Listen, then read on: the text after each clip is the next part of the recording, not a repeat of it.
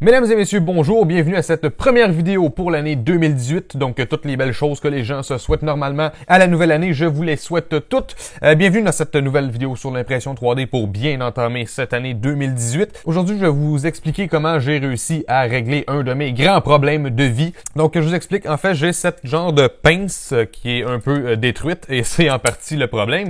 Et c'est une pince dans laquelle on peut mettre notre téléphone, puis ensuite on a une genre de petite ventouse et on met ça sur la vitre avant de la voiture et on peut donc avoir le téléphone dans notre champ de vision quand on conduit pour voir le GPS par exemple. Sauf que voilà, la pince, elle est détruite. Donc les 3$ investis sur eBay dans ce petit gadget-là, c'est parti, voilà, 3$ jetés par les fenêtres. Bon, peut-être pas, c'est pas si mal, ça m'a servi pendant 3 ans quand même. Mais là, j'étais en train de magasiner sur Amazon, eBay, ces trucs-là. Je voulais voir quelle sorte de pince je pourrais trouver qui serait plus durable que ça. Puis à un moment, je me suis dit, tiens, j'ai 11 imprimantes 3D.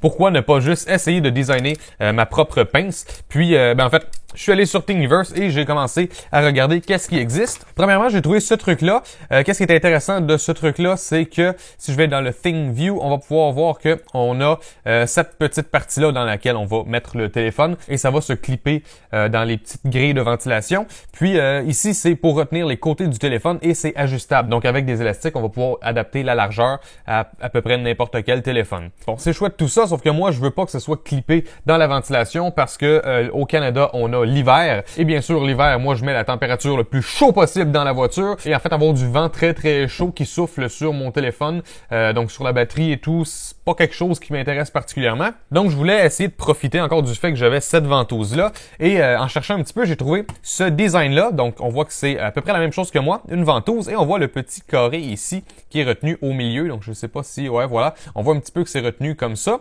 Donc, je me suis dit, tiens, je vais démonter la pince et je vais regarder comment c'est fait. Donc, en haut, juste ici, j'ai une petite vis, donc laissez-moi dévisser ça. OK, j'enlève la vis. Maintenant, en fait, je peux dévisser cette partie-là en dessous, comme ça. Et maintenant, je fais ça comme ça. Et on voit que j'ai une petite boule. Et ça, c'est en quelque sorte le socle pour la boule, pour permettre du mouvement. Puis ensuite, ça ici, je peux l'ouvrir en deux parties, comme ça. Et j'ai cette petite pièce-là que je peux enlever au milieu. Donc, je vous montre d'un petit peu plus près. J'ai une pièce comme ça, voilà. Ça va aller dans le trou qui est là. Ça peut pas passer au travers. Et ici, je mets donc mes petites clips et la boule, en fait, elle va tenir ici comme ça sur les clips. Donc, je me suis dit que j'allais faire comme ce design-là ici, c'est-à-dire trouver une façon d'avoir un support qui peut en fait utiliser cette pièce-là, puis ensuite utiliser donc le reste des pièces, en fait, utiliser ça, mais remplacer le petit système de pince par un autre système. Donc, j'ai téléchargé ce modèle-là, puis ensuite, je l'ai ouvert dans Tinkercad, puis j'ai enlevé la petite pince, en fait, qui faisait que ça pouvait slipper dans la ventilation. J'ai juste gardé les deux petits carrés ici. Donc, en fait, si j'essaie de vous les montrer un à côté de l'autre, bon, là, vous voyez un petit peu mieux qu'est-ce que j'ai fait. Donc, on a encore ces deux pièces-là et on a cette pièce-là, mais j'ai plus la clip ici.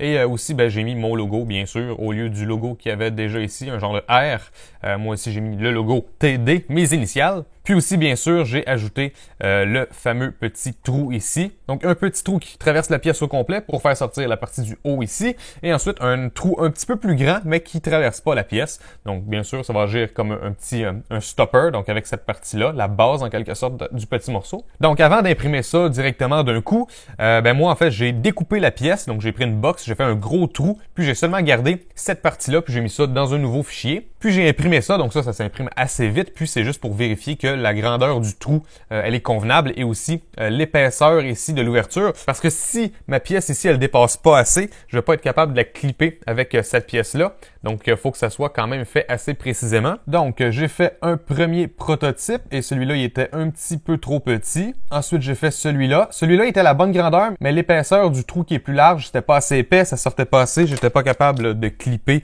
ma petite pièce. Puis ensuite, la troisième version, ça a super bien fonctionné. Donc bon, on voit pas trop la différence à la caméra parce que c'est assez minime. Mais bref, celle-là, elle a super bien fonctionné. Bon, ensuite, maintenant que je savais que ça fonctionnait, je me suis dit, tiens, je vais tester aussi le logo pour voir s'il s'imprime bien. Donc là, en filament transparent, c'est sûr qu'on voit pas très bien, sauf que tous les détails sont là, il manque pas de lignes ou quoi que ce soit. Donc on voit quand même bien le logo, puis si ça avait été imprimé dans un filament d'une autre couleur, probablement qu'on le verrait mieux. Donc là, je savais que, en fait, pas mal tous les éléments ici allait être convenable.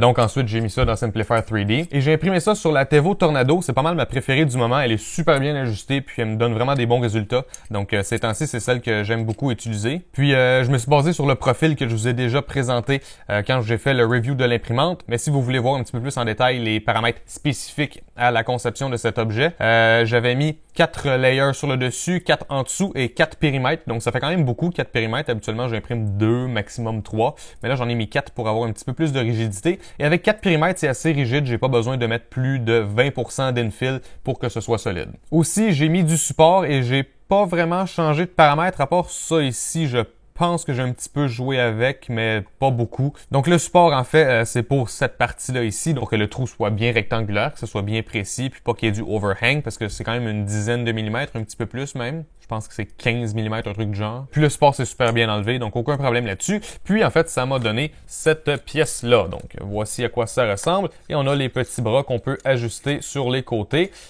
Puis ensuite, avec un élastique, on est capable donc d'avoir un ajustement qui se tient assez bien. Sauf que, bon, moi, j'avais pas un énorme choix d'élastique chez moi. Celui que j'ai utilisé était peut-être un petit peu trop petit, ça a mis trop de pression, puis ça a brisé un des bras. Donc, cette partie-là ici, elle a brisé, donc je l'ai recollé juste pour pouvoir vous le présenter dans la vidéo, sauf que ça serait pas assez solide pour que je puisse l'utiliser à nouveau. Mais bref, le concept qui est quand même intéressant, c'est juste que avec des élastiques, c'est pas la solution la plus élégante, mais c'est très cool que ça puisse s'ajuster à pas mal tous les téléphones. Bon, quand j'ai vu que ça me plaisait pas trop que ça bouge ces trucs-là, je me suis dit tiens, pourquoi ne pas prendre le même modèle, mais s'arranger pour que ces trucs-là, ils soient fixes sur les côtés, puis les mettre un petit peu plus épais, les petits bras, pour que ce soit plus solide. Donc ça a donné naissance à ce truc-là. Ça m'a pris plusieurs tentatives quand même pour avoir la bonne mesure. Donc ce que je faisais en général, j'imprimais juste une ou deux layers d'épais, puis ensuite je comparais avec mon téléphone pour voir si ça semblait bien ou pas. Puis en fait, vous voyez, même celui-là, si je vous montre un petit peu comme ça, vous voyez ici une sorte d'angle. C'est parce que quand je l'ai imprimé, il n'était pas exactement de la bonne grandeur. Donc avec ma petite torche au butane, la fameuse torche au butane que j'utilise souvent en impression 3D, j'ai chauffé un petit peu les côtés pour les replier un peu vers l'intérieur. Puis mon téléphone, maintenant, il rentre bien dedans. Donc ça, c'est vraiment le perfect fit. Là, ça bouge presque pas. Là. C'est excellent, excellent. Puis bien sûr, le petit trou en arrière, moi j'arrive, je prends la petite pièce noire, je mets ça au milieu et ensuite je peux clipper cette pièce-là ici. Voilà, voilà. Et ensuite, je mets la petite boule comme ça et je visse. Puis ensuite, il y a juste la petite vis à mettre ici. Donc, vous voyez, maintenant, ça peut se mettre dans la vitre avant. Puis, je peux mettre mon téléphone ici, comme ça. Et voilà, maintenant, je peux orienter le téléphone comme je veux. Et c'est super pratique. Sauf que, il y avait un truc que j'avais pas pensé, c'est que sur mon téléphone, le port de recharge il est juste ici, et ici on a un petit truc sur lequel on est appuyé, donc je peux pas vraiment recharger mon téléphone pendant que je conduis. Et en fait, la batterie de mon Nexus 6P elle est complètement morte, donc le téléphone ça fait longtemps que je l'ai quand même, octobre 2015. Le jour qu'il est devenu disponible au Canada, je l'ai acheté. Je passe de 100% de batterie à 50% en environ 1 heure, puis quand que je suis à 50%, si j'ouvre une application comme Snapchat ou Instagram, le téléphone il s'éteint, donc voilà, c'est super pratique. Donc en fait, dès que j'utilise mon téléphone dans la voiture pour avoir le GPS, quoi que ce soit, j'ai pas le choix de brancher le téléphone parce que sinon il finit par s'éteindre. Voilà, super cool. Donc, j'en suis venu à faire le design final et c'est celui que j'utilise maintenant qui fonctionne très bien. Donc, vous voyez ici, la largeur des bras, c'est un petit peu plus épais que la première version que je vous ai montré. Et j'ai aussi un petit peu raccourci la longueur des bras sur le côté. Donc ça, j'ai pas eu besoin d'utiliser ma petite torche au butane. Puis mon téléphone, il rentre super bien dedans. Donc voilà. Directement comme ça, et ça bouge pas dans le support, là, c'est vraiment parfait. Et là, vous voyez le truc bleu au milieu, c'est que je me suis amusé à colorier le logo TD, puis ça a fait un résultat qui est absolument terrible. Donc bon, je vous conseille pas trop de faire ça, surtout sur du filament translucide. J'ai utilisé un crayon Sharpie, puis on dirait que ça s'est comme infiltré à l'intérieur des couches, genre dans le infill, ça a réussi à se rendre là. Puis je vois pas juste l'encre sur la surface, je vois aussi celle qui s'est infiltrée à l'intérieur, puis ça donne, bref, c'est pas très beau. Mais bon, vous voyez qu'ici, il y a un espace pour avoir mon câble de recharge, donc en fait, si je vous le remets dedans comme ça, voilà, vous pouvez voir que je peux recharger mon téléphone, puis ça tient super bien, voilà.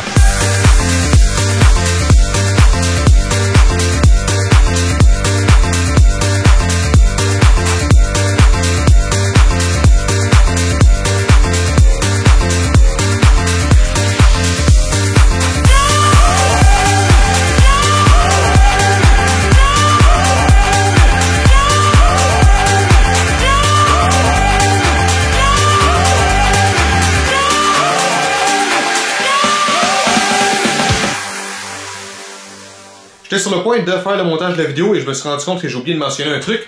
C'est que en fait, ce support-là, je l'ai créé dans l'espoir d'avoir une solution temporaire d'ici le temps que j'achète un nouveau support puis qu'il arrive. Sauf qu'au final, je me suis rendu compte que ce truc-là, il fonctionne super bien.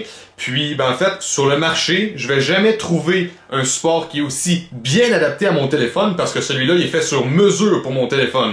Donc, je réussirai jamais à trouver quelque chose qui est meilleur que ça. Donc au final, ma petite expérience pour fabriquer un support temporaire, ça a créé probablement le gadget le plus utile pour mon téléphone dans la voiture. Le prototypage, je l'ai fait en filament translucide parce que j'en avais beaucoup. Probablement que la version finale, maintenant, je vais l'imprimer en noir pour que ce soit un petit peu plus subtil et que ce soit un peu plus joli. Mais bref, voilà, je voulais juste ajouter ça à la vidéo.